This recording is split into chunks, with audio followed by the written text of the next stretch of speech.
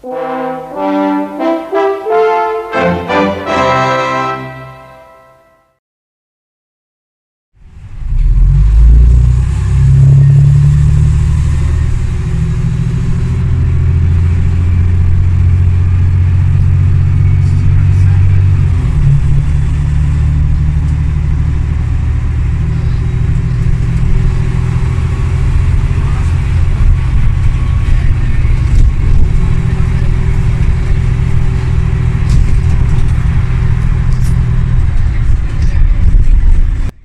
was the bus that was the natural successor to the Bristol VR, as well as being the bus that Leyland wanted the Titan to be. Join me on a return journey as we delve into the history of the Leyland Olympian.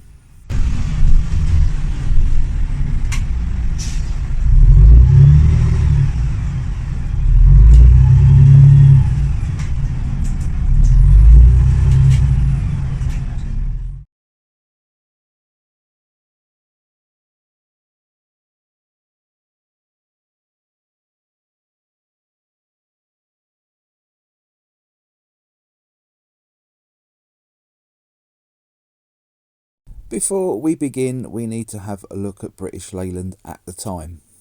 In the late 1960s, following many takeovers and mergers, Leyland had found itself with many duplications in its sales catalogue. With the arrival of the Leyland National in the early 1970s, this had sorted out all the duplications within the single-decker bus range. However, when it came to double-decker buses, the problem was still an ongoing one. Leyland now found itself producing not only the Atlantean but the Fleet line as well as the Bristol VR. And although each model had its own loyal customer base, the design specification of each model was fairly similar, especially when you compare, say, the Fleet line alongside the VR. This had led Leyland in the early 1970s to develop Project B15, which morphed into the Leyland Titan. I have done Classic Bus Histories about all of these buses, and you will find them in the playlist, so please take a look at them, and I hope you do enjoy looking back at these other videos. Now, the problem with the Titan was it was very much a take it or leave it bus. It was very overly complicated due to the involvement of London transport. The Titan was also an integrally built bus as well, and Leyland realised that many bus operators had long-standing relationships with various bodybuilders. So this then led the Leyland think tank to develop something along the lines of the Titan, but as a separate chassis that could be bodied by other bodybuilders. The project was codenamed the B45 and was unveiled to the public at the 1980 Commercial Motor Show. The chassis was built around 3 modules: the front end, the middle section and, you'll never guess, the rear end. The centre section of the chassis was designed to be extendable depending on the length of the chassis required. The main frame was of a bolted design, and like the Bristol F-type low-deckers and the Bristol VRL, it featured a perimeter frame with the framework going over the wheel arches, as you can see in this shot of a scrap chassis. However, despite all this, the chassis did require a lot of strength from the bodywork. The Olympian, as it was christened, was offered with 2 wheelbases, which was suitable for overall lengths of up to 9.56 metres and 10.25 metres. The chassis designation of the Olympian became ON, and this was then followed by the engine type TL11 or LXB for Gardner 6LXB, which was then followed by 1 or 2 for the chassis length, and that was then followed by an R or an L denoting steering position, left or right hand drive. Drive was taken through a fluid flywheel to a 5-speed hydrocyclic gearbox, which had been developed to incorporate an integral multiplate retarder. Air suspension was provided as standard, the rear axle having the same full width H-frame and 4 air bellows as the Leyland Titan. The front axle differed from the Titan's independent suspension by reverting to a normal I-beam, Leyland 6.5 tonne front axle. The Olympian was fitted with air brakes instead of the Titan's hydraulic system, and the radiator was mounted at the front of the chassis with a hydraulically driven fan. There were 5 Leyland Olympians on display at the 1980 Commercial Motor Show, including this Northern Counties bodied example for Greater Manchester Transport. As with the Leyland Titan project, Leyland built a series of pre-production vehicles. B4501 stayed with the engineers at Leyland, but this was later fitted out as a bus and entered service with Stephenson's, where it looked very distinctive, fitted with a Bristol VR Series 3 front panel. B45 number 2 was completed in the spring of 1980 and later entered service with Ribble, registered DBV 100W. This had an Eastern Coachworks bodywork. There were 5 other pre-production B45 chassis as well, 2 of which we've already seen. OMS 910W, which was for Alexander Midland, and Greater Manchester Transport NJA 658W. They were joined by one for Greater Glasgow, which later became Strathclyde. There was a left-hand drive chassis for Baghdad as well as another export chassis. In 1981, a further 2 prototype B45s were built for Hong Kong specification.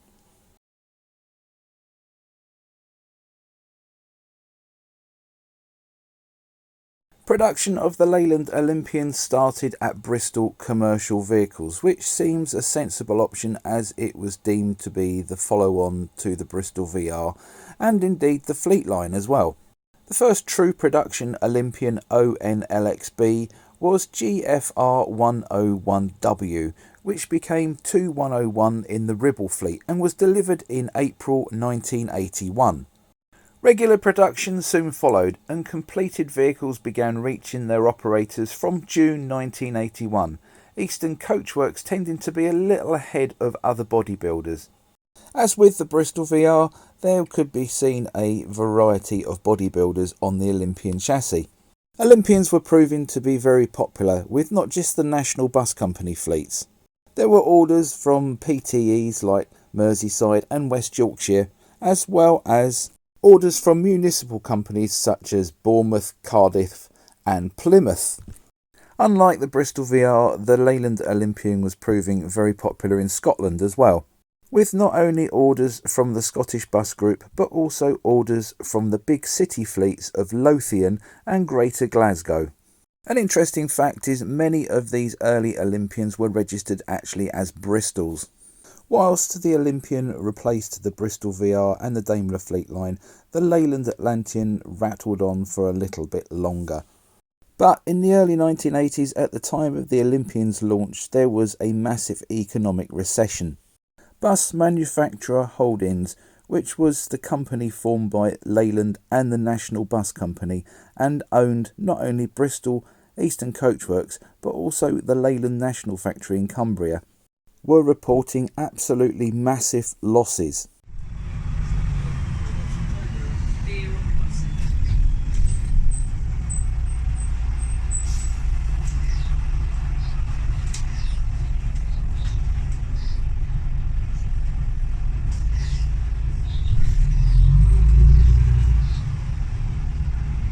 Of this loss, the National Bus Company had to bear £1.1 million when its operational earnings were also down.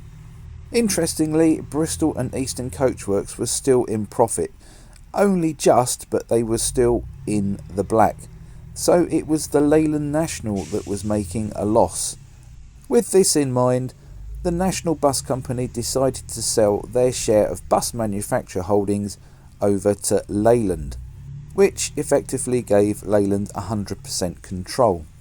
However, Leyland itself was under continuing economic pressure and was also looking for a means to reduce costs. As I mentioned before, the Olympian was built at Bristol Commercial Vehicles. Now, it differed from the VR in that with the Bristol VR, the axles and the transmission was built in-house at BCV, along with various other components. For the Olympian, a lot of these components were ready-made and designed for the Titan or the National. So these weren't built in-house, so there was a lot of capacity now at Bristol Commercial Vehicles, with things like the sub-assembly shops and the machine shops not receiving any work. By 1983, the future of the Titan was decidedly shaky, and the Workington factory where it was built was looking for extra work. Sales of single-decker buses such as the National had also dropped through the floor, so Leyland decided to close Bristol Commercial Vehicles and transfer Leyland Olympian production up to Workington in Cumbria. The last chassis to leave Bristol Commercial Vehicles was ON995, which was a standard Olympian to National Bus Company specification for Devon General. This received a standard Eastern Coachworks bodywork and became a 686 kDV in November 1983. However, the last two Bristol-built chassis to enter service were ON976 and ON990, which entered service in February 1984 with Cardiff Transport. There were a few detail changes with the move to Workington, one of which was the water filler cap. On the Bristol-built chassis, this was on the near side at the rear. On the Cumbria-built chassis, this was on the offside at the rear. In 1984, London Transport took delivery of 3 Leyland Olympians for evaluation. These trials were to prove very successful, and a further 260 with Eastern Coachworks bodywork followed. The Leyland Olympian had huge success in London, with various companies operating them with various bodies from northern counties to Alexander over the years. In 1982, the first Leyland Olympian coaches appeared. Bodied by Eastern Coachworks, the first one was registered ADD50Y and entered service with National Travel South West in August 1982 using the Wessex Coaches fleet name. This design later morphed into the one you can see here, and were mostly used in home counties commuter runs. Later on, the style was upgraded with something that was called the Ebden front. This was designed for Ebden's coaches of Sidcup. Although one appeared at the 1984 motor show in Ebden's colours, it turned out that Ebden's never actually operated any of these, and the one they did order ended up going to South Yorkshire. But this facelifted design found itself in fleets of other operators as well. In addition to these stylish Olympians, many Leyland Olympians were built with a bus shell but with coach seating inside for long distance journeys, private hires and such, proving just how versatile the Leyland Olympian truly was. And now an advertisement break while I plug friends of the East Kent Road Car Company Limited.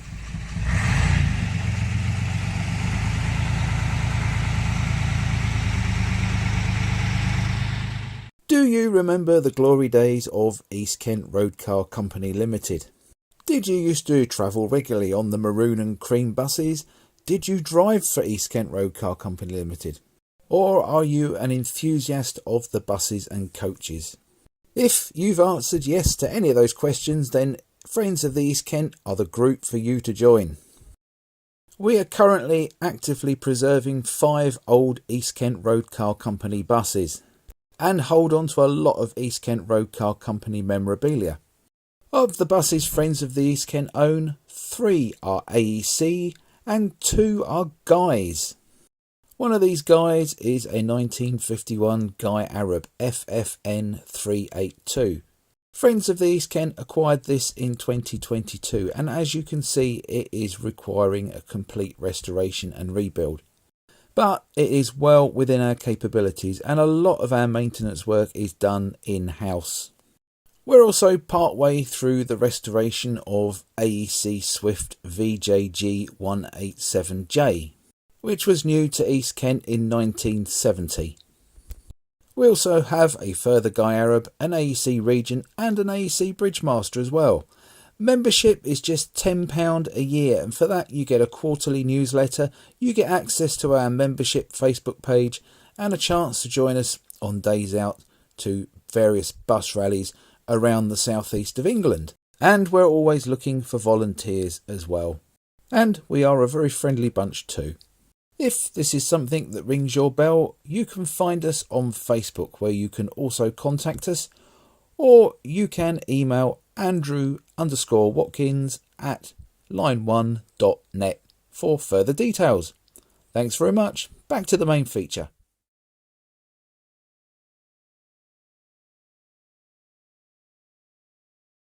Right from the very start of the Olympian's life, it was destined for export.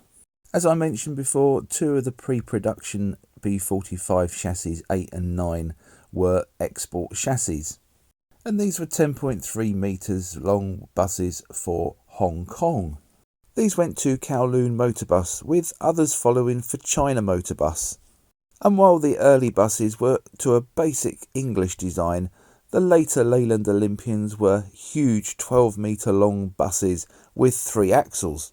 In the end, the various Hong Kong operators totalled up just over 1,200 Leyland Olympians amongst them.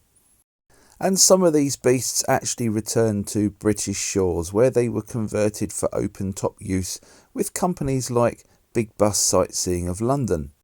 Now, if you're producing a bus with a name like the Leyland Olympian, you would try and sell it in Greece, wouldn't you?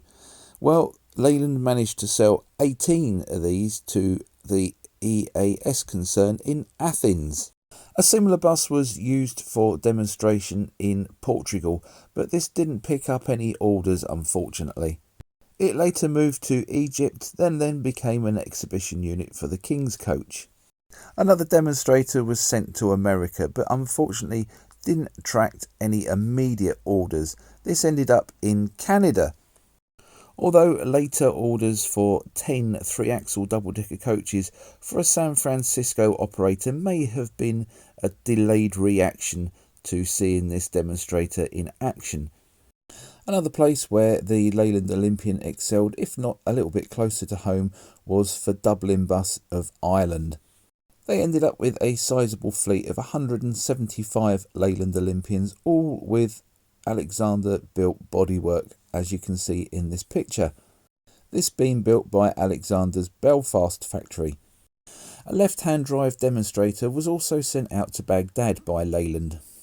Remember that Baghdad had taken some of the last Leyland Atlanteans, so Leyland was hoping to continue this business with the Olympian. But sadly it didn't pick up any orders, and the demonstrator returned to Leyland, and was later sold to Calypso Bus in Gibraltar.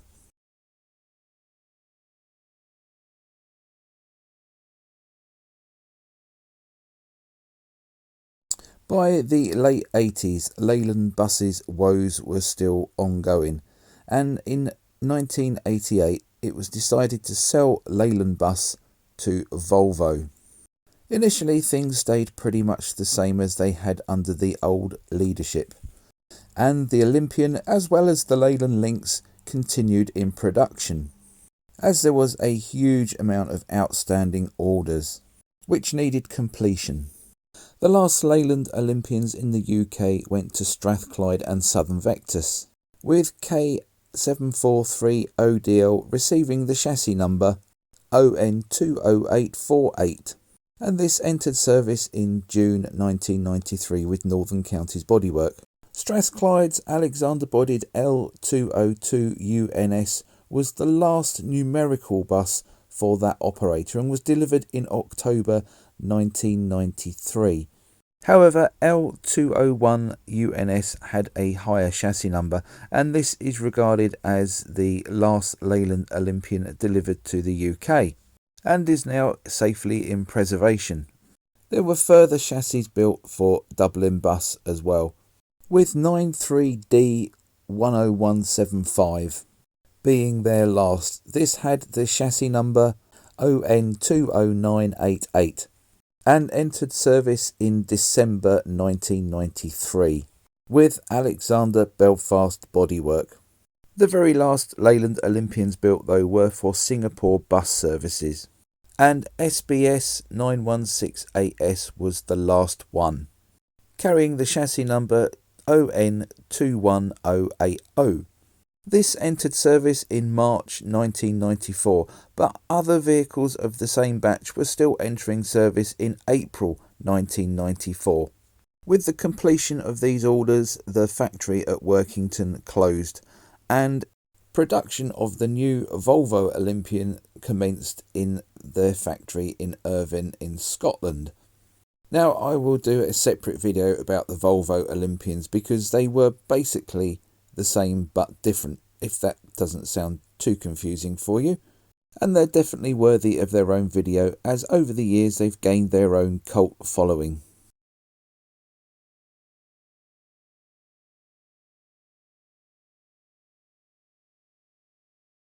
Over the lifetime of a bus, many changes can take place, and they see many changes in the ownership as well, and the Leyland Olympians were no exception to this.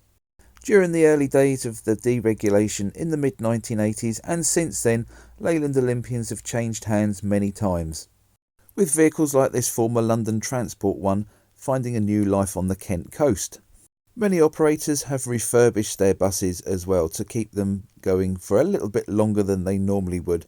And again, with the Leyland Olympian, this is no exception. This is a Southern Vectis bus that was refurbished internally during the 1990s. Gone were the vinyl seats and the plastic laminates, and these were replaced by soft trim and coach-style seating.